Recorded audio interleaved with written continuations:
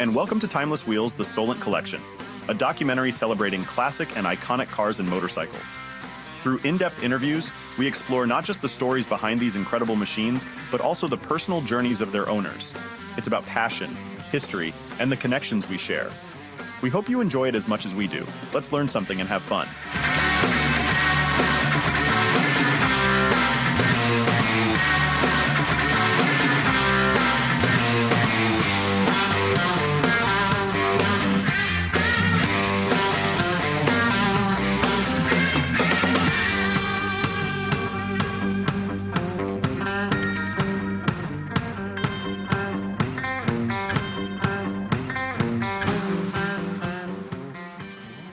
Right, Norman, thank you for your time today to talk to us with your experiences. Fine, yeah.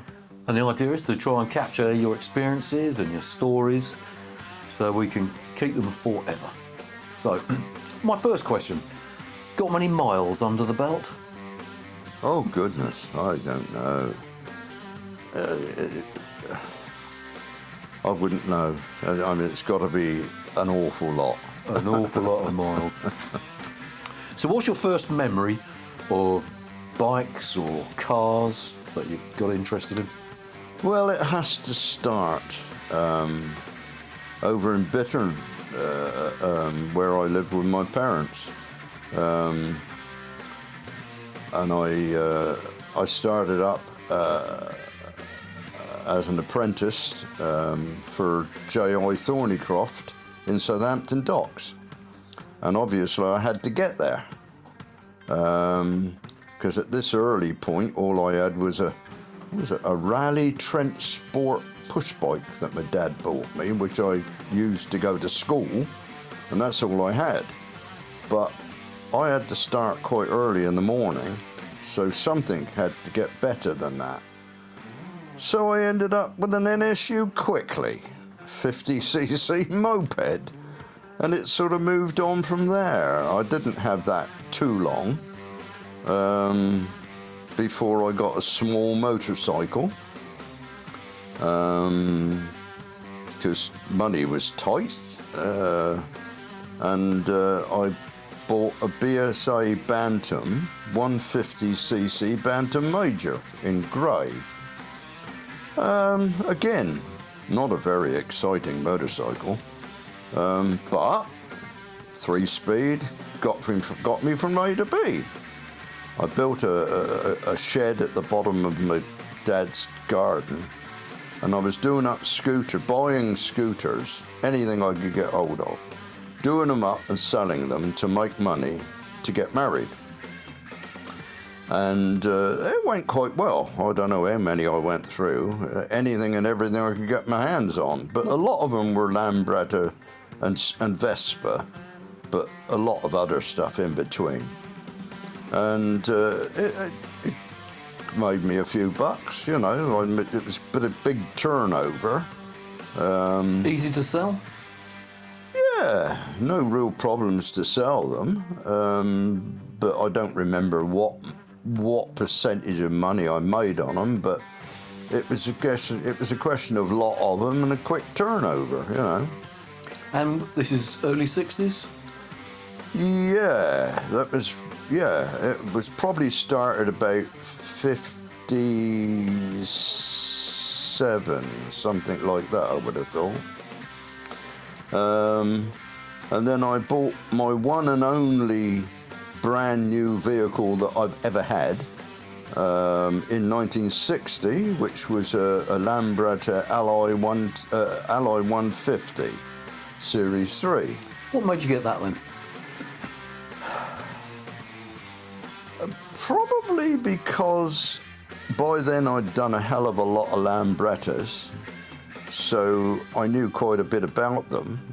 Why that over the Bantam? Well, that was because my fiancée at that time, his father, wouldn't let her go on a motorbike, but he said it was all right for a scooter. So, okay, get rid of the motorbike and get a scooter. Was your fiancé's father, was he a mod? No, He actually never drove anything, motorbike, car, or anything else. So that's how we got to the scooter, and at that point there was an advert in the paper by a guy called Den Brown, Bounds rather, that he was starting up a scooter club in Eastley. So I was one of the first ones to join with him. And that was ended up being called the Eastley District Hornets. And we were in that for probably 12 years or something like that. I ended up as a chairman of the club. Maureen was a secretary at one point. How many members did it have? Oh, I don't know, quite a few. I think it must have been, 60 odd. Because at one point down the line after that, after we'd sort of gone away from the scooter, because it was very active. We were out every Sunday having ride-outs and things, going to gymkhanas and all sorts of things. We got up to some stupid things on these scooters you wouldn't believe.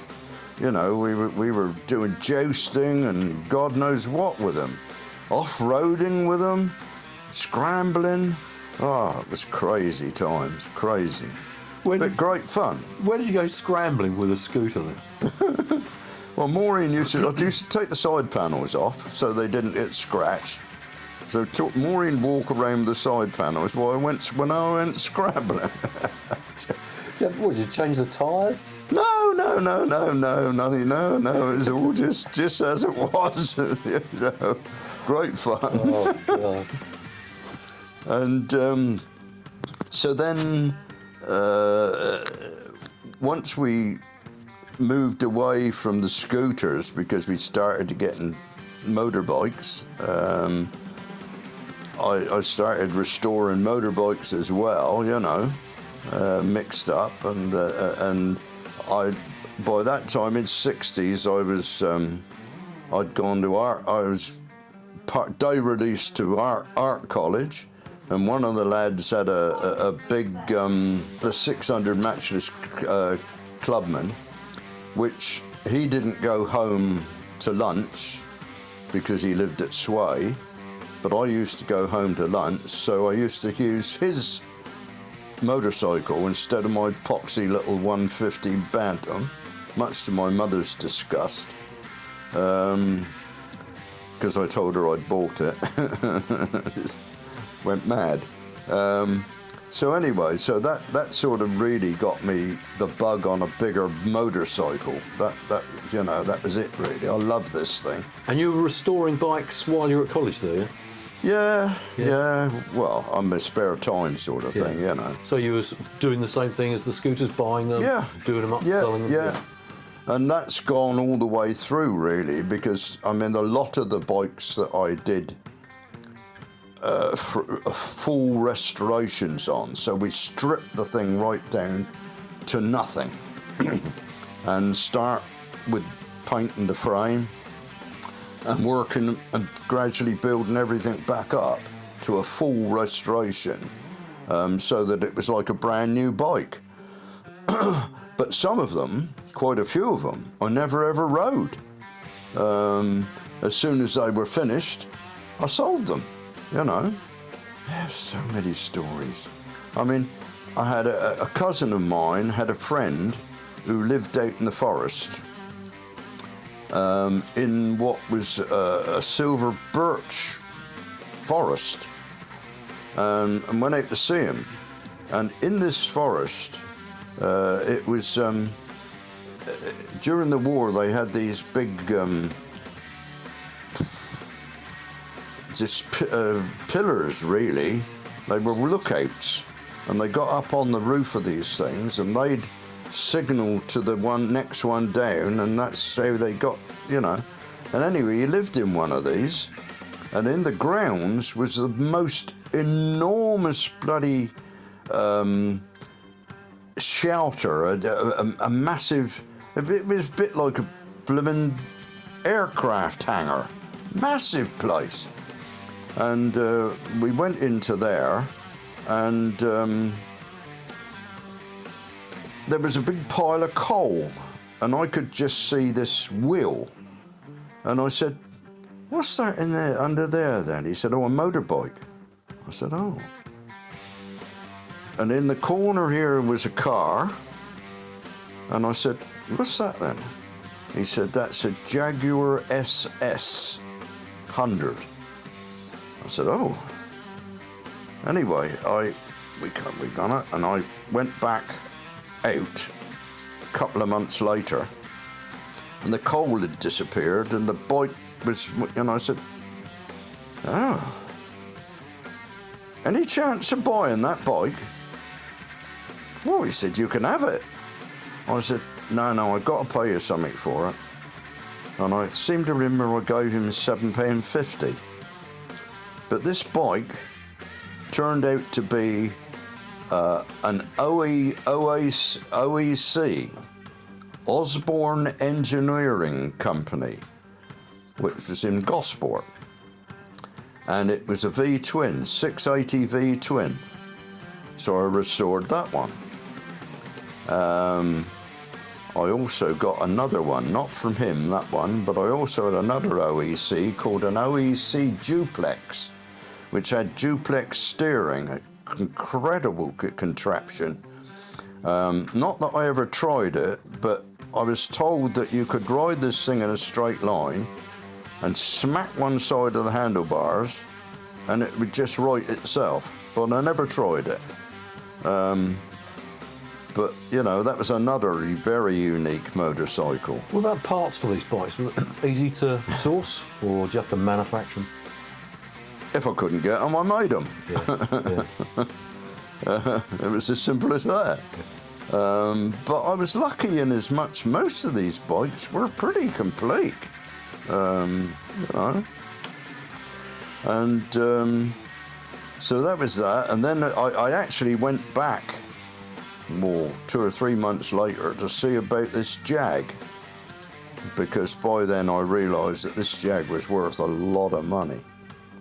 And he said, he said, "If only you'd come up last week." He said, "I let it go to someone in the village." That car now would have been, I don't know what it would have been worth, 300 grand or something. Wow. You know. So he'd bought it brand new, yeah, and he'd had an alteration done, because as you did then, you could have whatever you wanted, they did it. So he had a alteration done on the back end of it, you know, but it was an incredible thing. So what sort of headlights time? were like this, what they called P100s, you know.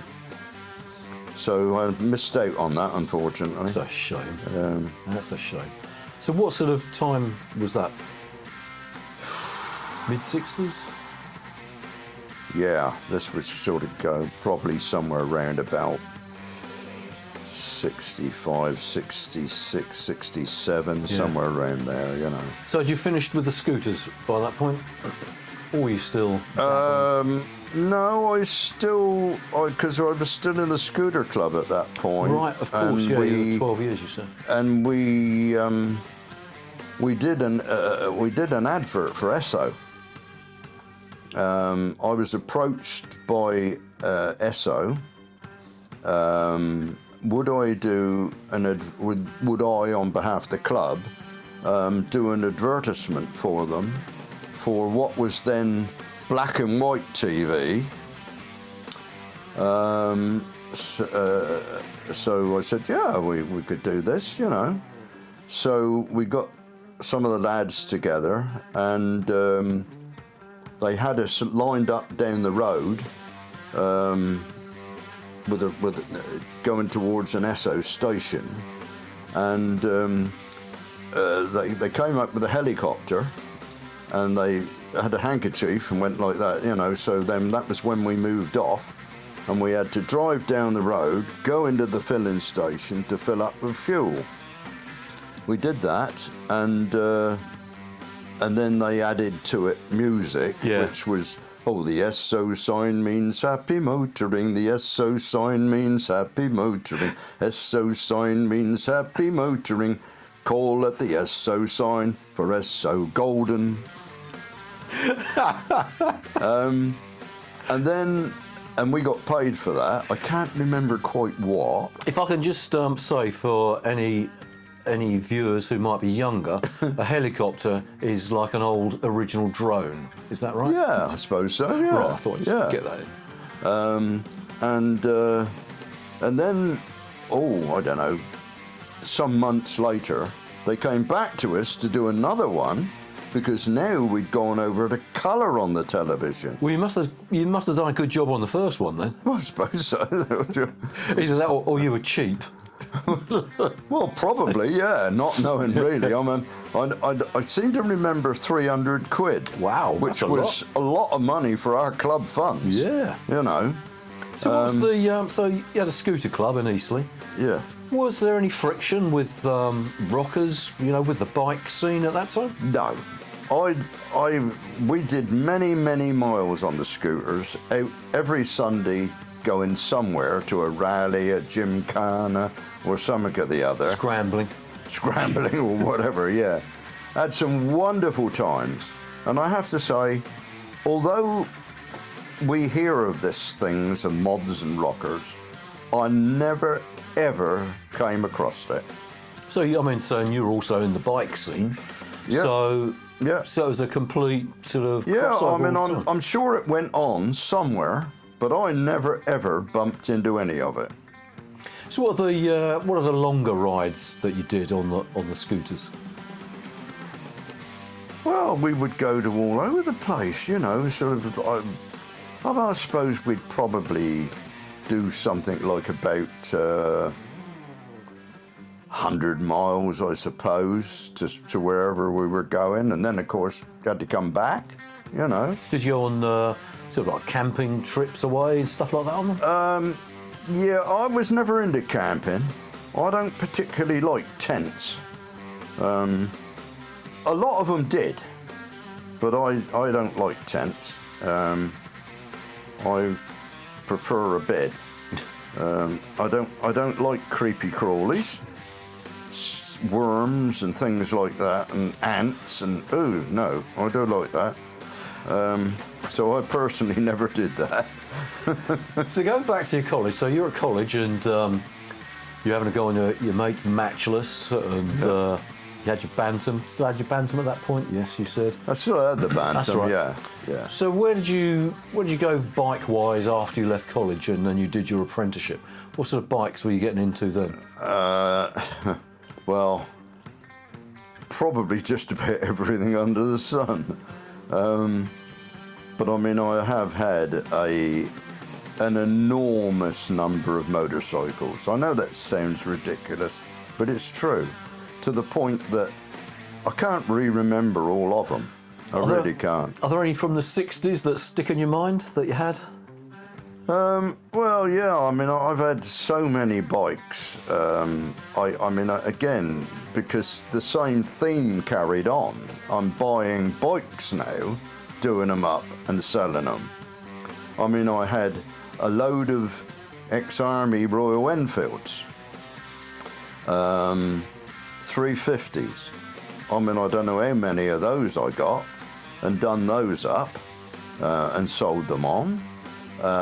Did you paint them? Did you change the paint jobs on them, or sell them as military bikes? No, I used to, because I was into spraying, of course, obviously, to me that was no problem. So, yeah, no, I mean, I'd spray them up and make them look, because I suppose I never did like that horrible drab grey colour, matte colour, and I didn't like that, so yeah.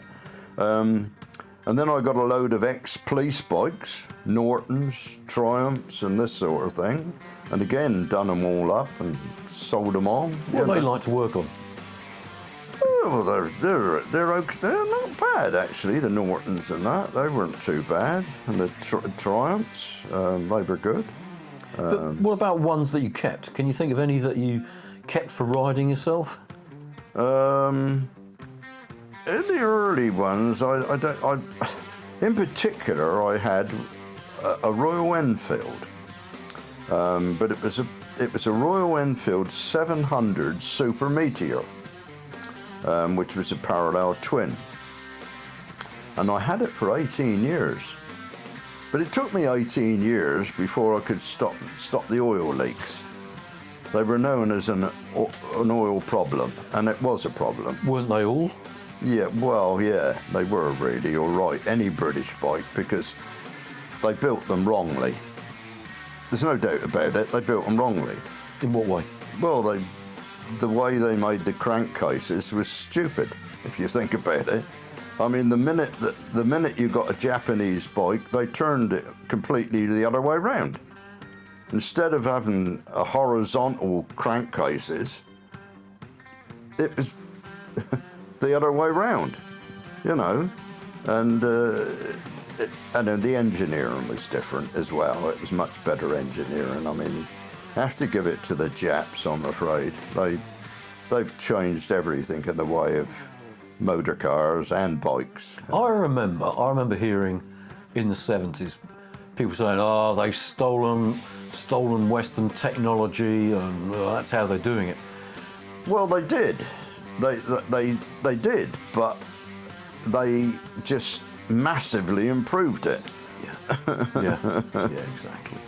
They got older one, probably a BSA A7 or something like that, 500 A7 or something, and took it to bits. I expect that's what they done. Took it to bits and said, "Okay, this is good, but how do we improve it?"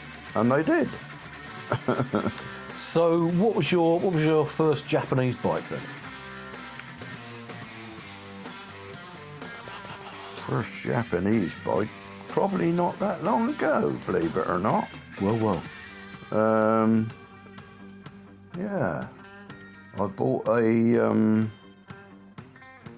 blimey, what was it called now? It was a Yamaha, a big Yamaha, like an armchair.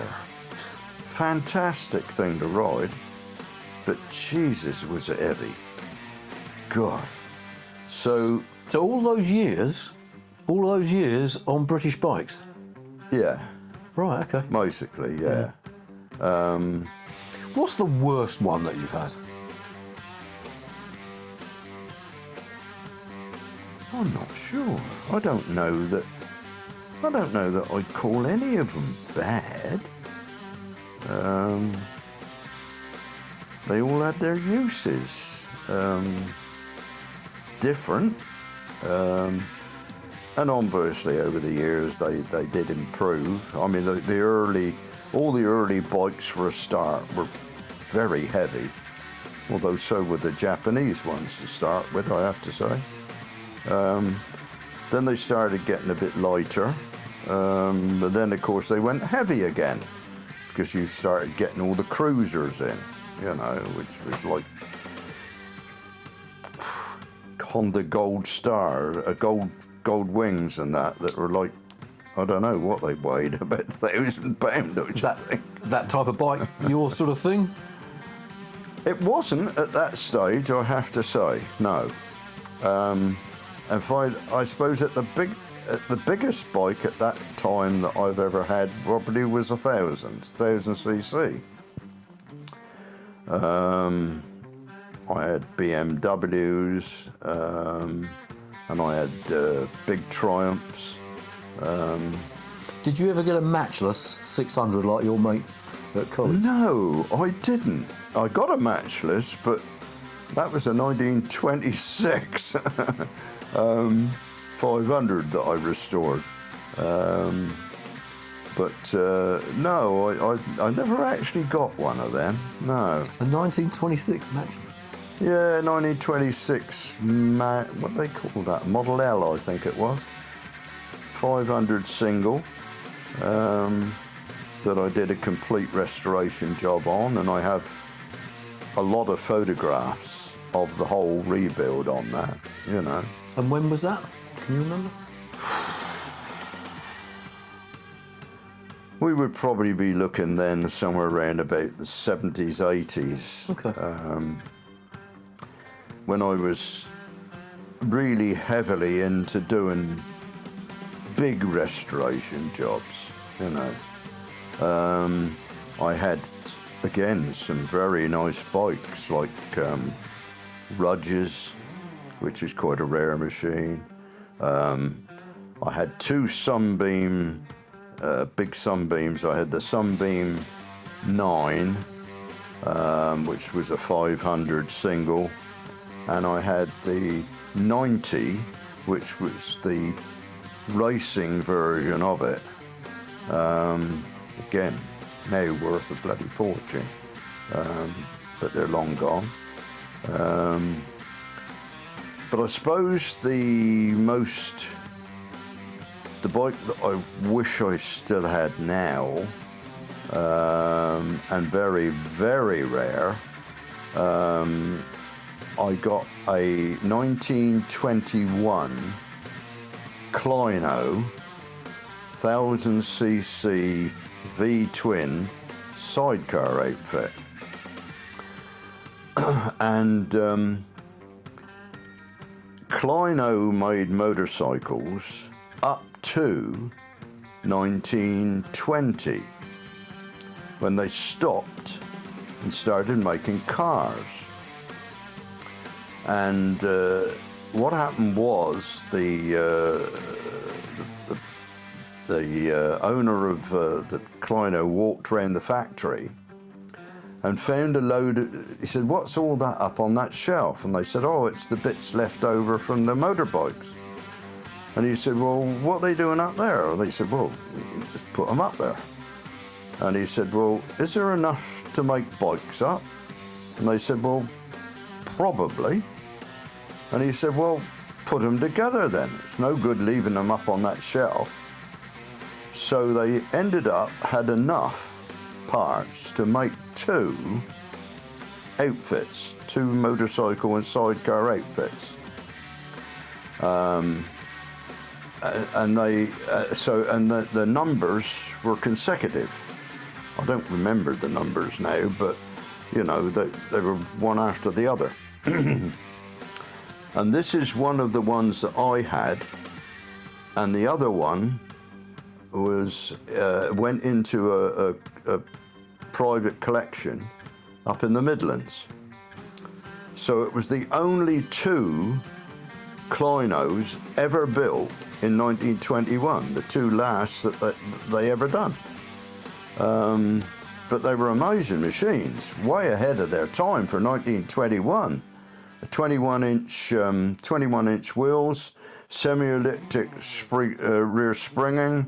They had couple braking system. They were amazing things, you know. Tremendously heavy and big. And after I finished it, it was a beautiful thing, because it was all, they were in sort of a greenish grey, light greenish grey colour, because I matched the colour to parts that I'd found out of the way, so that hadn't faded, you know.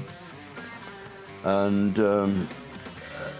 but the trouble is that it took up most of my garage, and it was so heavy. I mean, the sidecar, I couldn't mount the sidecar onto the chassis on my own. I had to get someone else to give me a hand. It was so heavy. How did it ride? How did it handle? Well, I only rode it just round the road here, outside, that's all. It was just a huge thing, but what frightened me to death about it was the fact that the brakes, I mean, with the weight of this thing, and the brakes were terrible. I'm looking at a photo of it right here with you on it. Oh, I do have a bigger one than that. Roll that up to the camera. I've had that enhanced because it's a bit dark. But I had it, I do have a picture of it in there. There's a better picture than that. But yeah, it's fantastic, that was it. It was incredible. But I do have, again, I do have an awful lot of pictures of the rebuild of that. But the problem was I thought to myself, I can't see me riding this in today's traffic with the brakes. They were ridiculous. I don't know if you remember the old push bike brakes that used to come up underneath the rim. Yeah, well, I remember. That's what the front brake was. Poxy little bits of stuff that come up onto the rim. And the bike moved, I presume. I mean, it got going, did it? Oh, yeah. And it's just got bicycle brakes on it. Yeah, and the back brake was, there was sort of like a second wheel rim fixed to the rim. And again, it was just a piece of fibre that pushed up under into this rim. And I thought, my God, you never stop the thing. Amazing. So how long did you have that? Well, I don't know. It just must take me quite a long time to rebuild the thing. I reckon that probably took me a year to rebuild it. Wow. And where did that end up then? Well, that evidently has gone up again to a private, I don't know where it is now, but it originally went to a private collector up in the Midlands. Right. Maybe the same bloke who had the other one, I don't know. Oh my God, that's amazing. That's amazing. What about a bike you regretted selling? Any bikes you regretted, wish you'd hung on to? Well, yeah, now that one in particular. Yeah. And I probably would have liked now to have kept the Sunbeam Model 90.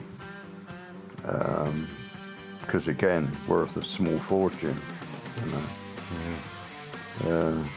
So you had a phenomenal turnover of bikes. Yeah, I have.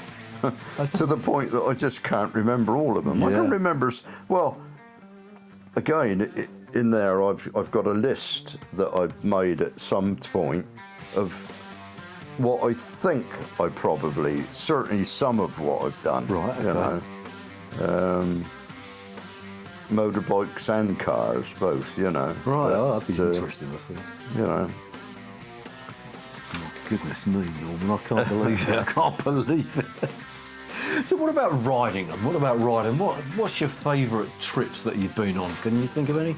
Well, I don't know. I don't think they still do it, but there used to be what they called the now what do they call that? The coast to coast run. Used to run every year.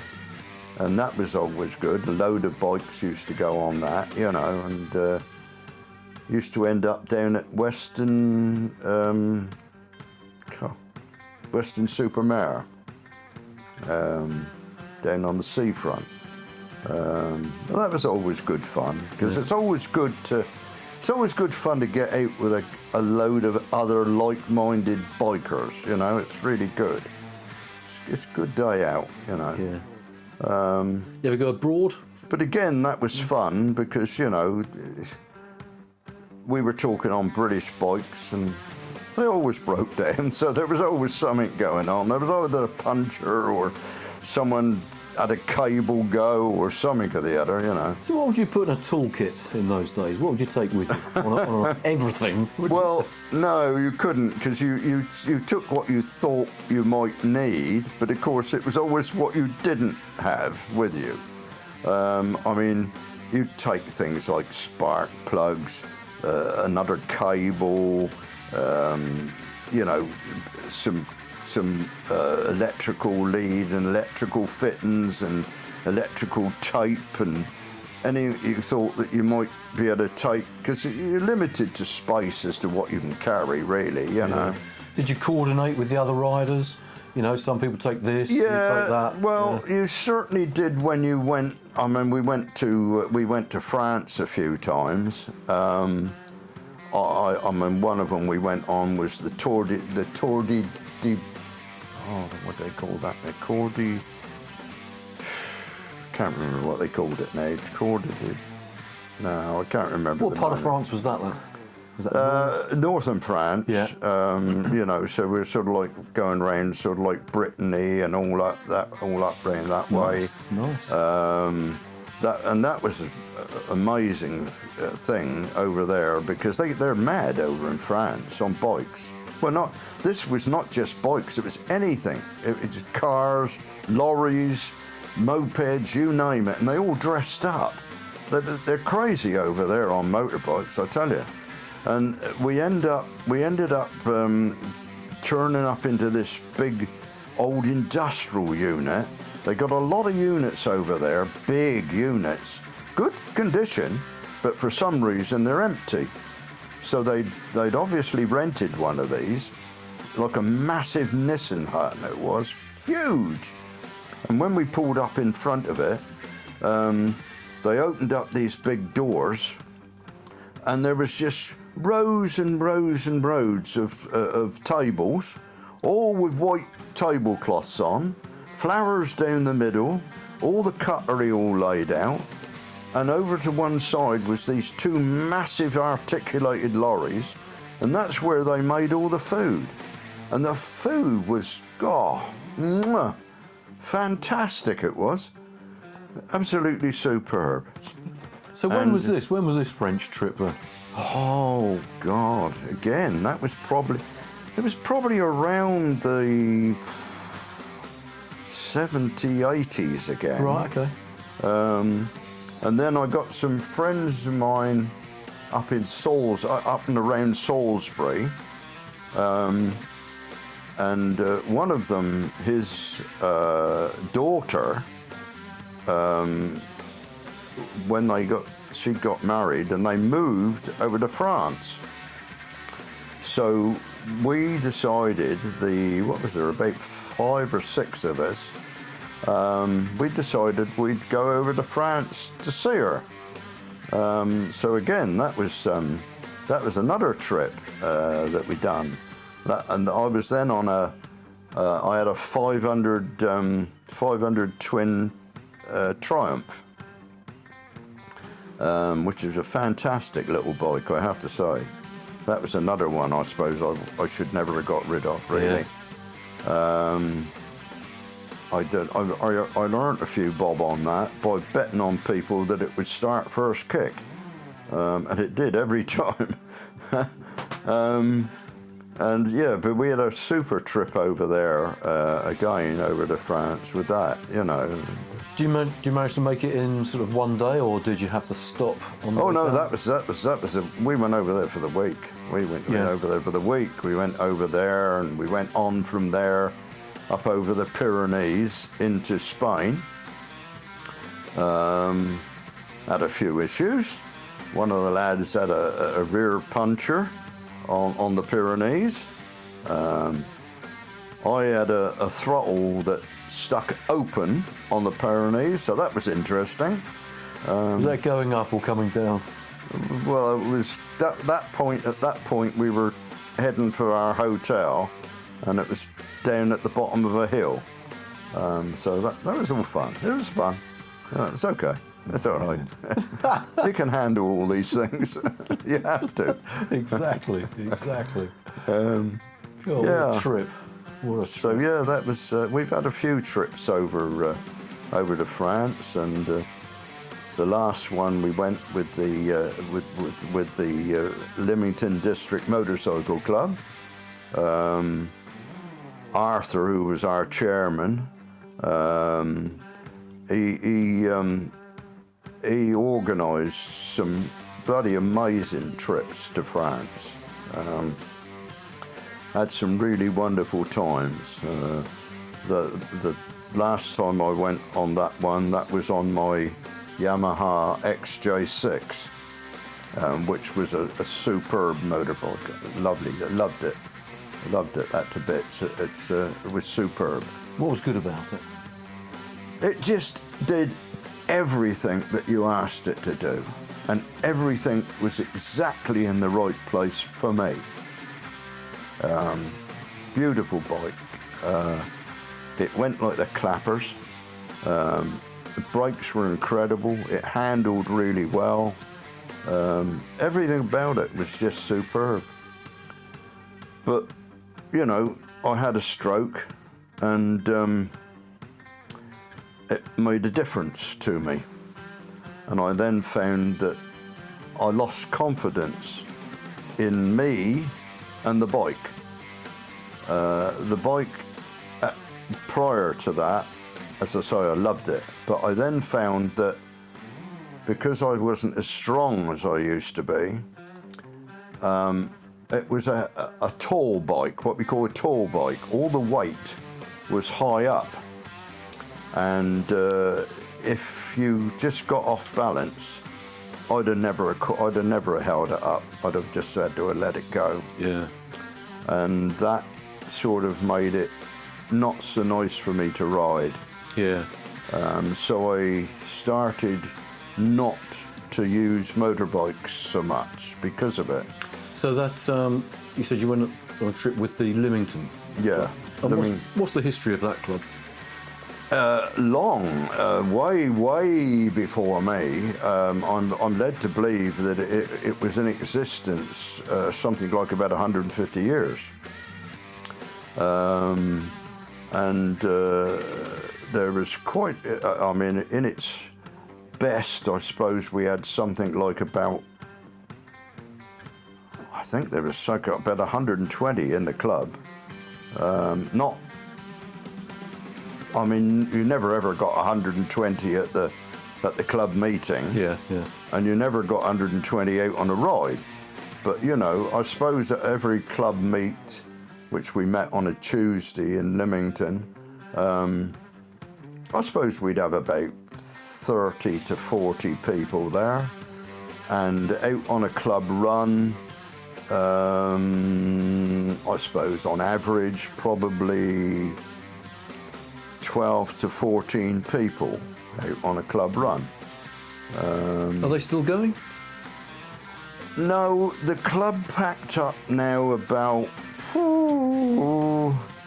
couple of 2 or 3 years ago. Right, okay. Sad, somewhere around about the time of the pandemic, yeah, you know. Yeah, yeah. They do still meet, and still in Lymington, but in a pub now, because we used to meet in the British Union, British Legion, but they now meet in a pub on a Tuesday down there. Not the numbers that used to be. I mean, they probably get sort of like 6 to 8 people or something there, possibly. And they still do go out on a Thursday. They meet up at a filling station down by Caddenham Roundabout and go out on rides, you know. So it's sort of going, but not like it was. Yeah, yeah, yeah. Because it was a proper club. We were registered as a club. I mean, I personally was a director of the club. So it's all registered at director's house, Yeah. and that, you know, or it was, but Yeah. we've all gone now, you know, but yeah. What a history, Norm. What a life. Yeah. So it's gone on now to bring it a bit more up to date, was that because I didn't feel happy with the big Yami, I thought I need something smaller. So I bought myself a 500cc Kawasaki, which is again a parallel twin. Nowhere near as powerful as the Kawasaki. I mean, it still does. It would do 100 mile an hour. I bought it because I thought it would be smaller and lighter. Because I'd had one many years ago, many years ago. But I was wrong. It wasn't a light bike at all. I still have it, and I've spent a lot of money on it, and done it all up, ready to use, but decided, still it wasn't really what I wanted. I went fairly recently to the Auto Jumble again up at Netley Marsh and fell in love with another little bike. I didn't go up there to buy a bike, but I came away with a 250cc Triumph TR25W, thinking, well, that's a light bike, that'll be good. And then realised when I got it home, again, it's all had a lot of money spent on it and that, you know. But realised that what a fool I was, because it hasn't got an electric start, has it? So I got to kickstart it, and I can't do it. I cannot use the Kickstarter. Have you still got it? Yeah. Yeah. Yeah. So I couldn't use it. So I thought, you idiot. Right, okay, what are you going to do now then? So I traded in my Yamaha, and I now have what I class as a sort of a baby Harley cruiser. I've got a Honda 500 Rebel. Right. Which is a lovely little bike. Yeah. So you've got the Kawasaki, you've got the Triumph and the Honda. And the Honda. That's all I've got in the way of bikes now. Yeah. I mean, there was a time when I had 14 in the garage all at one time. I was mad. Yeah. Well, Norman. And in the meantime, from that, of course, I've also done the business of the Austin 7 Special that I built. Yeah. And a Dolomite, and I had a way back. I had a MG YB Saloon, 1947. I think we're going to have to come back for another chat on cars. Well, look, Norman, I want to say thank you so much for pleasure. Walking us through your life in bikes and scooters and trips and everything. It's been fascinating to listen to. Yeah, well, I just want to thank you for. And there's been a lot sharing. along the way. Of course, there's been the fact that I've met lots of other people doing the same thing, restoring bikes, you know, and it's been brilliant. Brilliant. Yeah. I have to say I've thoroughly enjoyed it, because that's been my life, really. I mean, I hate sport. I don't like football, cricket, tennis, any of that.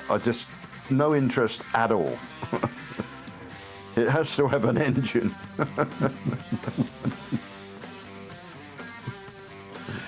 Excellent. Right. Okay.